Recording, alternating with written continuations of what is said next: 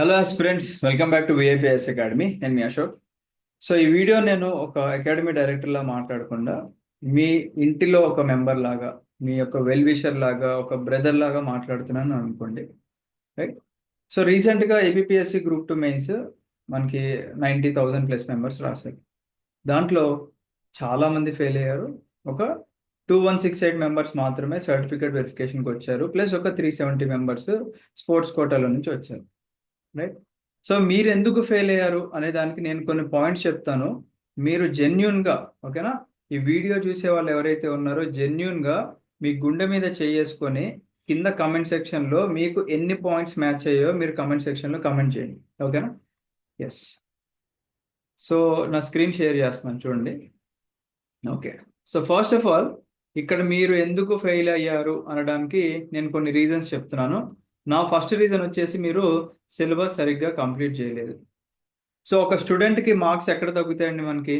ఒక స్టూడెంట్కి మార్క్స్ ఎక్కడ తగ్గుతాయంటే సిలబస్ సరిగ్గా కంప్లీట్ చేయలేకపోవడం వల్ల మార్క్స్ తగ్గుతాయి. అది ఎవరైనా కానీ యాక్సెప్ట్ చేయాలి. సో ఈ వీడియో చూసే వాళ్ళు ఎవరైతే మీరు సిలబస్ సరిగ్గా కంప్లీట్ చేయకుండా ఎగ్జామ్ రాశారో ఆబ్వియస్లీ మీరు ఆ లిస్ట్లో ఉండే అవకాశాలు తక్కువ ఉంటాయి.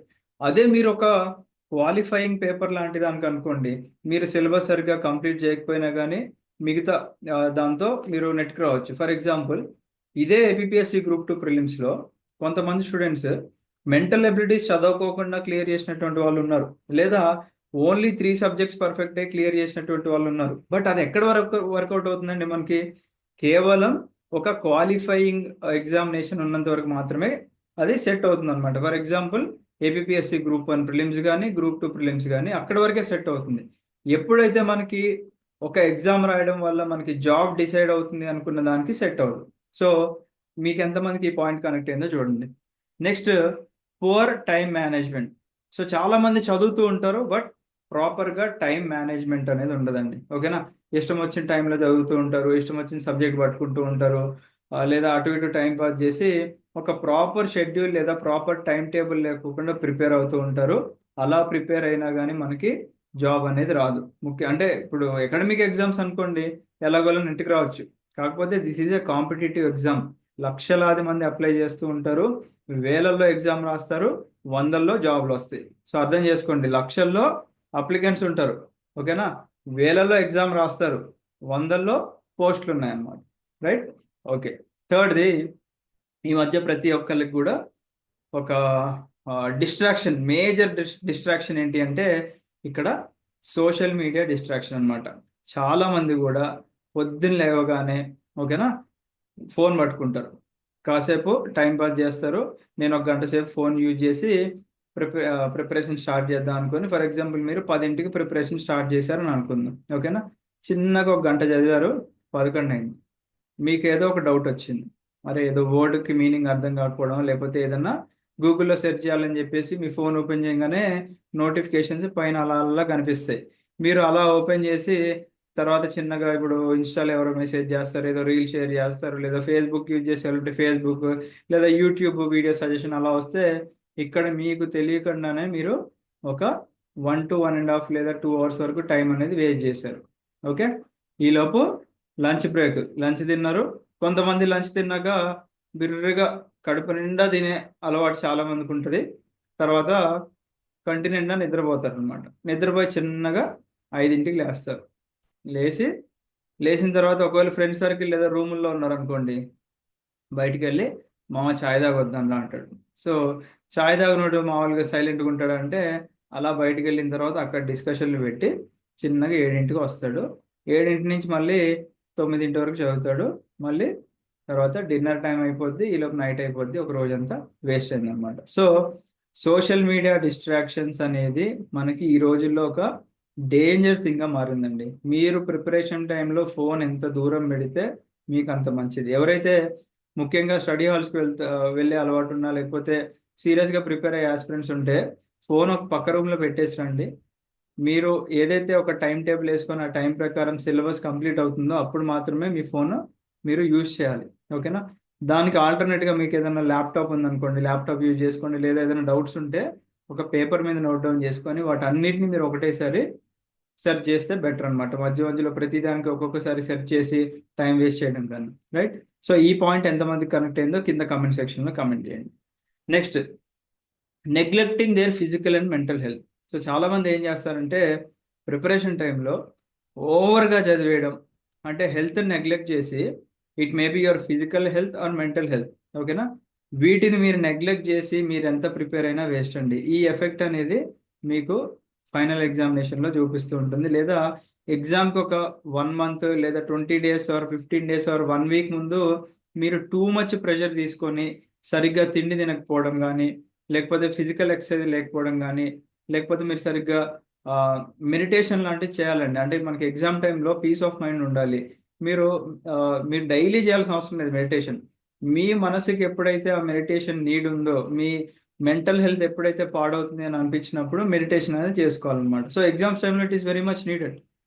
సో ఖచ్చితంగా మెడిటేషన్ చేసుకుంటే మీకు హెల్ప్ అవుతుంది అనమాట. సో ఎప్పుడు కూడా మీ యొక్క ఫిజికల్ ఆర్ మెంటల్ హెల్త్ని మీరు నెగ్లెక్ట్ చేయకూడదు. అలా చేశారు అంటే మీరు అందుకే లిస్ట్లో మీ పేరు లేదు, 1:2 లిస్ట్లో. నెక్స్ట్, సరిగ్గా రివిజన్ చేయలేకపోవడం. సో చాలామంది ఏం చేస్తారంటే ముందు సిలబస్ కంప్లీషన్ మీద ఫోకస్ పెట్టేసి, సిలబస్ కంప్లీట్ చేయడం is very good.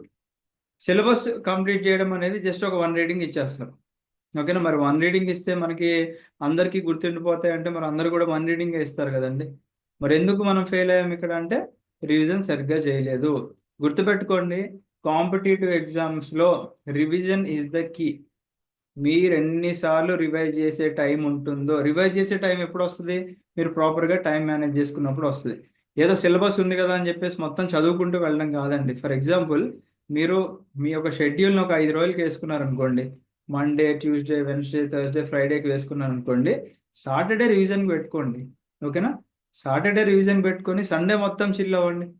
Sunday is your day, nobody will disturb you. మీరు ఎంత ఎంజాయ్ చేయాలంటే సండే మొత్తం ఎంజాయ్ చేయండి. బట్ అగైన్ మళ్ళీ మండే టు ఫ్రైడే చదవండి. సాటర్డే మీరు చదివినంత రివిజన్ చేసుకోండి. అలా రివిజన్ చేసుకోకపోతే మనకి గుర్తుండదు, ఎవరికైనా గుర్తుండదండి. మీకైనా, నాకైనా, ఎంత పెద్ద క్యాండిడేట్లకైనా గుర్తుండదు కాంపిటేటివ్ ఎగ్జామ్స్లో. బికాస్ మీరు ఇక్కడ కొత్త కొత్త పదాలు నేర్చుకుంటూ ఉంటారు, ఓకేనా. కొత్త కొత్త టెక్నికల్ వర్డ్స్ నేర్చుకుంటూ ఉంటారు, కొత్త కొత్త కాన్సెప్ట్స్ నేర్చుకుంటారు. అవి మన బ్రెయిన్లోకి ఎక్కాలంటే ఏం చేయాలండి? అది మల్టిపుల్ టైమ్స్ మనం వింటేనే ఎక్కుద్ది అనమాట. దీనికి బెస్ట్ ఎగ్జాంపుల్ చెప్పరా? మన బ్రెయిన్ సరిగ్గా పనిచేయదు అని చెప్పడానికి బెస్ట్ ఎగ్జాంపుల్, మీలో చాలామంది, ఫర్ ఎగ్జాంపుల్ మా ఫ్రెండ్స్ ఉన్నారు, నన్ను బయటికి తీసుకెళ్ళి, మా ఫ్రెండ్ ఉన్నాడు ఫర్ ఎగ్జాంపుల్ ఎక్స్ అనే ఫ్రెండ్, నన్ను బయటికి తీసుకెళ్ళాడు. బయటికి తీసుకెళ్ళి ఒక గ్రూప్ ఆఫ్ 5 పీపుల్ని పరిచయం చేశాడు. మామయ్య తన పేరు రాము, సోము, సమ్ ఇంకేదన్నా పరిచయం చేస్తే నాకు ఒక్క పేరు కూడా గుర్తుండదు. Because I'm not paying the attention there, ఓకేనా. తర్వాత మళ్ళీ ఎప్పుడైనా టాపిక్ వచ్చినప్పుడు మామ రామురా మన నీకు పరిచయం చేశారా అని చెప్పి ఏదో ఒకటి చెప్పాలి. గడ్డం ఉంటుందిరా, లేకపోతే బట్టతలు ఉంటుందిరా అని అలా చెప్తే కానీ క్లిక్ అవ్వదు అనమాట. So when I'm not paying the attention here, నాకు ఏది గుర్తుండదు. అలానే కాంపిటేటివ్ ఎగ్జామ్స్లో మీరు రివిజన్ చేయకపోతే మీకు గుర్తుండదు సింపుల్గా, ఓకేనా. ఎస్. నెక్స్ట్, మాక్ టెస్టులు రాయకపోవడం. చాలామంది చేసే మిస్టేక్ ఏంటి అంటే సిలబస్ కంప్లీట్ చేస్తున్నారు, రివిజన్లో సరిగ్గా చేస్తున్నారు, మాక్ టెస్టులు రాయలేకపోవడం వల్ల. అంటే కొంతమంది ఉంటారండి టాలెంటెడ్ పర్సన్స్, అందరూ మాక్ టెస్ట్ రాయలేని లేదు. సిలబస్ కంప్లీట్ చేసి ప్రాపర్గా రివిజన్ చేస్తే సరిపోతుంది. కాకపోతే మీకు ఆ ఎగ్జామినేషన్ ఫియర్ పోవడానికి మనకి మాక్ టెస్ట్లు అనేది చాలా హెల్ప్ అవుతుందండి, ఓకేనా. మీరు మాక్ టెస్ట్లో నుంచి ఏదో వచ్చేస్తుందో లేదా 100% ఆ క్వశ్చన్ వస్తాయని చెప్పేసి కాదు ఇక్కడ. మీకు ఒక కైండ్ ఆఫ్ ప్రాక్టీస్ అవ్వడానికి, ఆ ఎగ్జామ్ ఎన్వైరన్మెంట్ని మీరు ముందుగానే అలవాటు చేసుకోవడానికి మాత్రమే మనం మాక్ టెస్ట్లు రాయమని చెప్తాం. అండ్ మీకు అది హెల్ప్ అవుతుంది అనమాట, రైట్. Next, procrastination. అంటే మీరు పనులన్నీ కూడా డిలే చేసుకుంటూ వెళ్ళడం లేదా పోస్ట్ పోన్ చేసుకుంటూ వెళ్ళడం అనమాట. ఫర్ ఎగ్జాంపుల్, ఇవాళ చదవాల్సిన షెడ్యూల్ వేసుకున్నారు, ఏదో ఒక డిస్ట్రాక్షన్ వల్ల మిస్ అయిపోయింది, ఓకే రేపు చదువుదాంలే అని చెప్పేసి రేపటికి పోస్ట్ పోన్ చేయడం.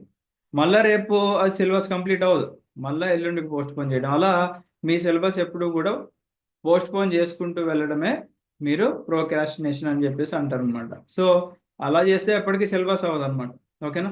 సో ఈ పాయింట్ ఎంతమందికి కనెక్ట్ అయిందో చెప్పండి.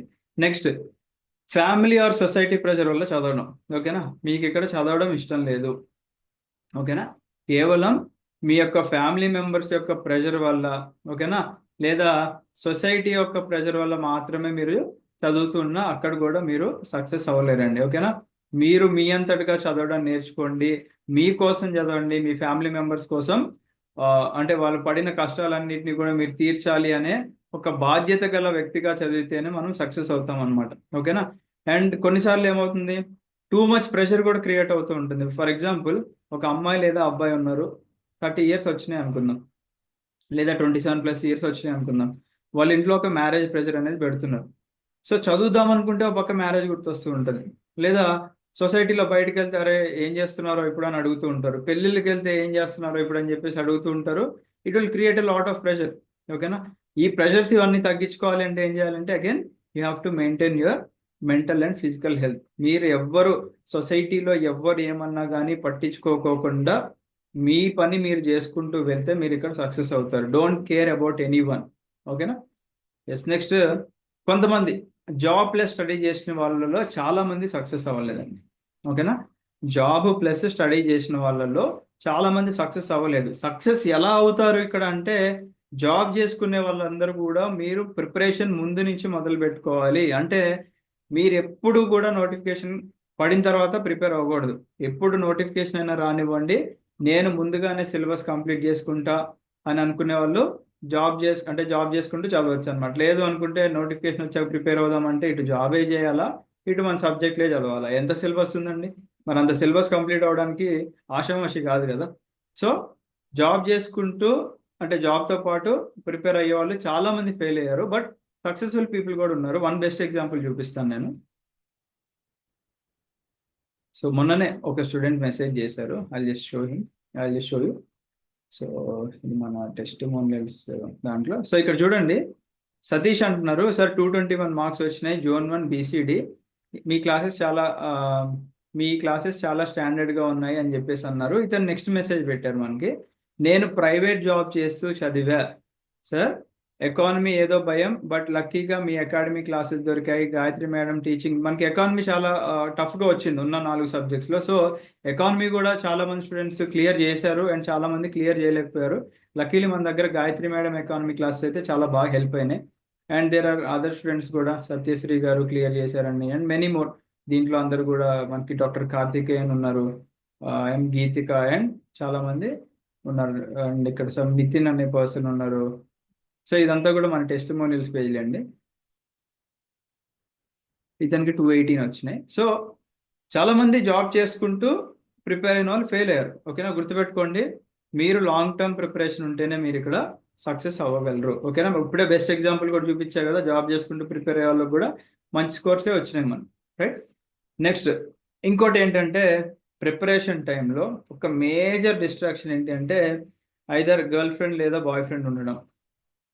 ఉంటే తప్పులేదండి, నేను చెప్తున్నా కదా, ఉంటే తప్పులేదు.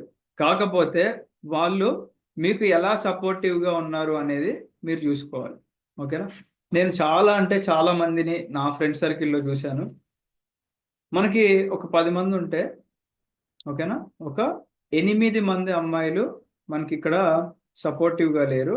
ఒక ఇద్దరు మాత్రం జెన్యున్ పర్సన్స్ ఉంటారు. వాళ్ళు ఎలాంటి సిచ్యువేషన్స్ అయినా కానీ నువ్వు ప్రిపేర్ అవ్వు, నేను నీ తోడుగా ఉంటాను అని చెప్పేసి ఫినాన్షియల్ సపోర్ట్ ఇవ్వడం కానీ, లేకపోతే మెంటల్ సపోర్ట్ ఇవ్వడం కానీ చేసినటువంటి వాళ్ళు ఉన్నారు. ఇలా ఎవరైతే సపోర్ట్ చేశారో గర్ల్ ఫ్రెండ్స్ ఆర్ బాయ్ ఫ్రెండ్స్కి, వాళ్ళు సక్సెస్ అయ్యారు. ఇంకా కొంతమంది కేటగిరీ ఉంటారండి, వాళ్ళు ఎప్పుడు కూడా they keep on wasting their time. ఓకేనా? ఎప్పుడు గొడవలు పెట్టుకోవడము, చిన్న చిన్న ఇష్యూస్ కోసం టూ మచ్ గొడవలు పెట్టుకుంటే ఏమవుతుందంటే ప్రిపరేషన్ టైంలో మీరు డిస్ట్రాక్ట్ అవుతారు. ఓకేనా? సో ఫర్ ఎగ్జాంపుల్ చెప్తాను, ఒక ఫ్రెండ్ ఉన్నారు, ప్రతిసారి గొడవలే వాళ్ళకి, ప్రతిసారి గొడవలే. సరే, ఎప్పుడో గొడవలు అంటే ఓకే, ఎగ్జామ్స్ టైంలో కూడా గొడవలు పెట్టుకోవడం వల్ల ఇక్కడ ఏమైందంటే అతను ఎగ్జామ్ మీద ఫోకస్ చేయలేకపోవడం వల్ల he failed in many examinations. ఓకేనా? ఎందుకంటే ఇప్పుడు గుర్తుపెట్టుకోండి, ఒక పర్సన్, ఇప్పుడు మనం మామూలుగా ఫ్రెండ్లీగా మాట్లాడుతూ ఉన్నాం. నేను సో ఫర్ ఎగ్జాంపుల్ మీలో ఈ వీడియో చూసే వాళ్ళను ఎవడో ఒకటి తిట్టా, వేస్ట్ గాడు ఉన్న పోరన్నాడు అని చెప్పేసి అన్నా. సీరియస్గా చెప్పాను. సీరియస్గా చెప్తే మీ మైండ్ ఆ రోజంతా డిస్టర్బ్డ్గా ఉంటుందా లేదా? అంటే ఈయన ఇంతసేపు బాగానే ఉన్నాడు, ఎందుకు నన్ను అలా తిట్టాడు అనేది మీరు ఆ రోజంతా ఆలోచిస్తారు. మళ్ళా నెక్స్ట్ రోజు చదువుదాం అనుకుంటే మళ్ళీ అదే గుర్తు వస్తూ ఉంటుంది, ఎందుకు నన్ను తిట్టాడు అని చెప్పేసి. అలానే మీరు రిలేషన్షిప్లో ఉంటే ఇలా గొడవలు పెట్టుకొని గయ్యాలి గంపలు ఉంటే ఎప్పటికీ కూడా సక్సెస్ అవ్వలేరండి. ఓకేనా? సపోర్టివ్గా ఉండే వాళ్ళే మనకి ప్రిపరేషన్ టైంలో హెల్ప్ అవుతారు. మీరు 10th ఫెయిల్ మూవీ చూసారు కదా, సరే 12th fail movie. 12th fail మూవీలో అతనికి ఒక సపోర్టివ్ వైఫ్ దొరికింది, అంటే గర్ల్ ఫ్రెండ్ దొరికింది కాబట్టి అతను ఒక సక్సెస్ఫుల్ పర్సన్ లాగా మారాడు అనమాట. గయ్యాల గంపలు దొరికారనుకోండి, అంటే హస్బెండ్ అంటే ఒక బాయ్ ఫ్రెండ్ కూడా అవ్వచ్చు, గర్ల్ ఫ్రెండ్ కూడా అవ్వచ్చు, ప్రతిసారి గొడవలు పెట్టుకోవడం, చిన్న చిన్న ఇష్యూస్ గొడవ పెట్టుకోవడం, అనుమానం పడడం లాంటివి చేశారనుకోండి, ఇక్కడ నష్టం అనేది చాలా ఎక్కువ జరుగుతుంది అన్నమాట. రైట్?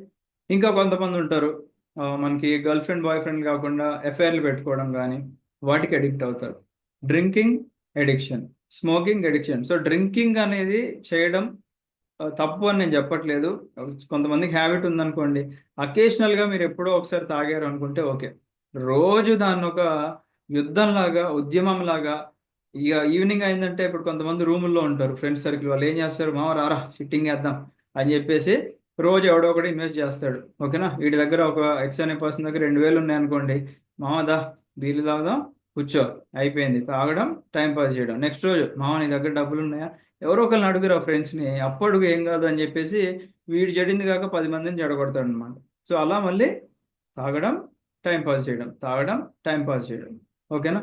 సో స్మోకింగ్ అనేది అసలు అది చాలా డేంజర్ థింగ్ అండి. దయచేసి ఇది ఎవరు కూడా స్టూడెంట్ ఫేజ్లో కానీ ఎప్పుడు కానీ అలవాటు చేసుకోకండి.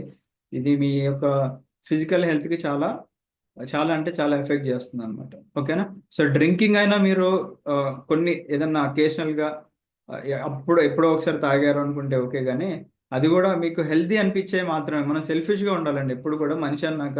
ఇప్పుడు ఫర్ ఎగ్జాంపుల్ వైన్ ఉందనుకోండి, అది హెల్తీ అనిపిస్తే అది తాగాలి. కళ్ళు ఉందనుకోండి, హెల్తీ అనిపిస్తే అవి తాగండి.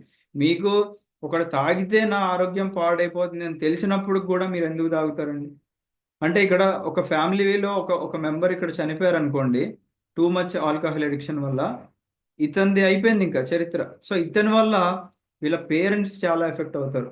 అమ్మ ఉంటారు ఇంట్లో, నాన్న, అక్క వారి చెల్లి, అన్న వారి తమ్ముడు, ఇక అంతా మొత్తం ఒక ఫ్యామిలీ కంప్లీట్గా షాటర్ అయిపోతుంది అనమాట. సో సొసైటీలో మనం చేసే పని వేరే వాళ్ళకి ఎప్పుడు కూడా ఎఫెక్ట్ అవ్వకూడదండి. ఓకేనా? వీలైతే ఎవరికైనా సహాయం చేయండి, లేదనుకుంటే మనం మూసుకొని కూర్చోవాలి. ఓకేనా? వీలైతే ఎవరికన్నా చదువుకునే వాళ్ళు ఉంటే ఎంకరేజ్ చేయాలి, బట్ డిస్కరేజ్ చేయదు. ఓకేనా? ఎంకరేజ్ చేయండి, లేదంటే మనం మూసుకొని కూర్చోవాలి, అంతేగాని do not discourage any one. ఓకేనా? సో ఈ పాయింట్స్లో మీకు ఎన్ని పాయింట్స్ కనెక్ట్ అయ్యాయో కింద కమెంట్ సెక్షన్లో జెన్యున్గా కమెంట్ చేయండి. నా దృష్టిలో ఒక సక్సెస్ఫుల్ పర్సన్ అంటే, ఎగ్జాంపుల్ చెప్తా చూడండి.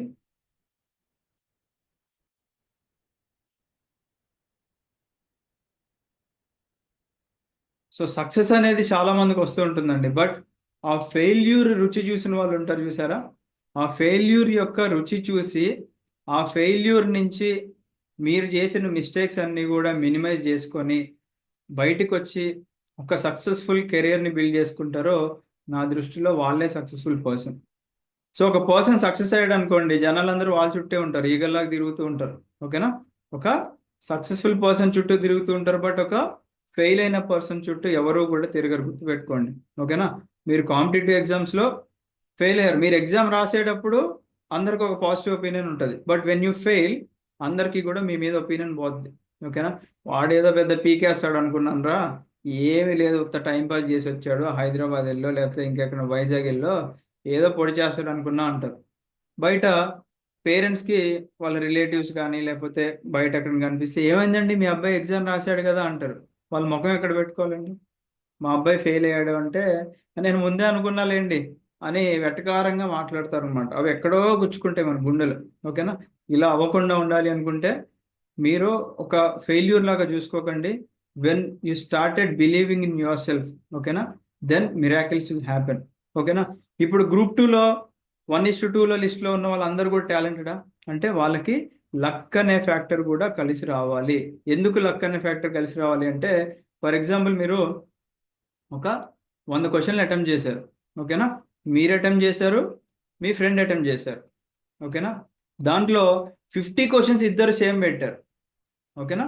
ఒక 50 క్వశ్చన్స్ ఇద్దరు సేమ్ పెట్టారు. ఆ 50 క్వశ్చన్స్ మీ ఇద్దరికి కరెక్ట్ అయినాయి అంటే మీరు ఇక్కడ టాలెంటెడ్ కాదా అంటే ఇద్దరు టాలెంటెడ్. కాకపోతే ఇంకొక 50 క్వశ్చన్స్ మీరు అటెంప్ట్ చేసిన దాంట్లో మీ ఫ్రెండ్వి 40 కరెక్ట్ అయినాయి, మీవి కేవలం 10 కరెక్ట్ అయినాయి. అంటే ఇక్కడ మీకు లక్ అనేది లేదు, మీ ఫ్రెండ్కి లక్ అనేది ఉందన్నమాట. సో మనకి నెగిటివ్ ఎగ్జామ్లో పేపర్ చూసిన తర్వాత చాలా మంది ఏం చేశారు అంటే ఎక్కువ నెగిటివ్స్ అటెంప్ట్ చేయడం స్టార్ట్ చేశారు. పేపర్ ఈజీయే కదా, నేను థింక్ చేసింది కరెక్టే అని చెప్పేసి ఎప్పుడైతే నెగిటివ్స్ కూడా అటెంప్ట్ చేశారో దాంట్లో మనకి కరెక్ట్ అయిన వాళ్ళందరూ కూడా లిస్ట్లోకి వెళ్ళిపోయారు. ఎవరికైతే రాంగ్ అంటే ఆ క్వశ్చన్స్ రాంగ్ పెట్టారో వాళ్ళందరూ కూడా they are out of the race. ఓకేనా? సో దీని నుంచి మనం ఏం నేర్చుకోవాలండి? మీరు జెన్యున్ ఎఫర్ట్స్ పెడితే మీకు లక్ కూడా ఫేవర్ చేస్తుంది. మనం ఎఫర్ట్స్ పెట్టకుండా మొత్తం దేవుడే చూసుకుంటాడు అంటే నథింగ్ విల్ హ్యాపెన్. కొంతమంది ఉంటారండి టూ మచ్ రిలీజియస్ బిలీఫ్స్ ఉంటాయి. ఓకేనా? అంటే it may be any religion.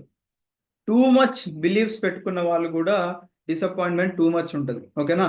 మనకి దేవుడు వచ్చి ఏం చేయడండి? దేవుడు నువ్వు చదవకురా, నువ్వు టైంపాస్ చేయి, నేను చూసుకుంటాను ఎప్పుడు అండు. నువ్వు మ్యాక్సిమం ఎఫర్ట్స్ పెట్టు, గుండెల మీద చేసుకొని మ్యాక్సిమం ఎఫర్ట్స్ నువ్వు పెట్టావు అంటే I will be with you along your preparation అని చెప్పేసి అని మీరు ఎగ్జామ్ రాసే టైంలో మీకు రాంగ్ అనిపించినా కూడా రైట్ అనేలాగా హీ విల్ డూ సంథింగ్. ఓకేనా? అదే ఆ లక్ అనే ఫ్యాక్టర్ అనమాట. ఇప్పుడు ఒక 50-50 ఒక ఆప్షన్ ఎలిమినేట్ చేశారు అంటే 50 ఇంకొక 2 ఆప్షన్స్ ఉన్నాయి. మీరు ఐదర్ సక్సెస్ అవ్వచ్చు లేదా ఫెయిల్ అవ్వచ్చు.